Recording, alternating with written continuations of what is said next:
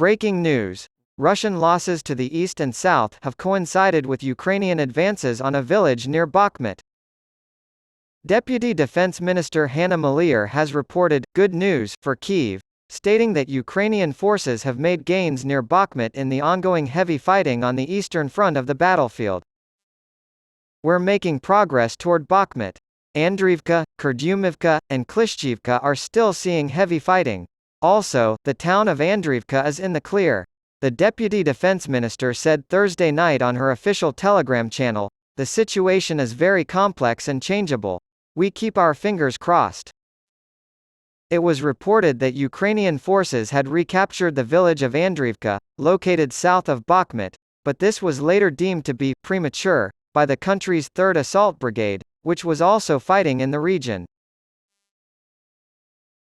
Ukraine's Ground Forces Brigade in charge of military operations on the Eastern Front reported, serious and heavy fighting continues in the Klishchivka and Andriivka districts.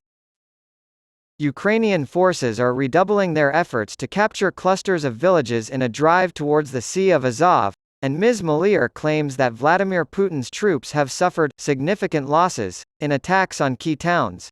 She claimed that the number of casualties suffered by Russia had significantly reduced their ability to defend themselves.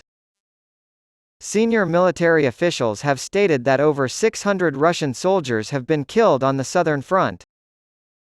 The Southern Front spokesman, Alexander Stupin, made the following statement on national television. The enemy, as a result of attempts to recapture at least some of the lost positions in the Tavria, south, direction in the last 2 days, has lost 15 tanks and 12 armored vehicles. Over the past 2 days, he said, 665 Russian service members have been killed. An important part of Ukraine's 4-month-old counteroffensive involves the country's armed forces pushing southward in an effort to break the land bridge created by Russian forces between the Crimean Peninsula and the areas Ukraine holds to the east. The Russian Defense Ministry said their troops had successfully repelled 8 attacks in the east, south of Bakhmut. In his nightly address, President Volodymyr Zelensky celebrated the attacks on the Russian Navy in a direct and unusual manner. The entire team at the Ukrainian Security Service and the Ukrainian Navy deserves praise for this. I appreciate your help in today's victory, which was the elimination of the invaders' air defenses over our Crimean territory.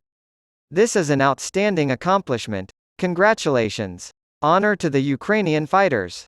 And I appreciate all of you who help out, he said in his nightly message of gratitude. The war-torn country has been challenging Mr. Putin's control in the Black Sea region by pushing back in the south and increasing missile strikes on the Crimean Peninsula this week.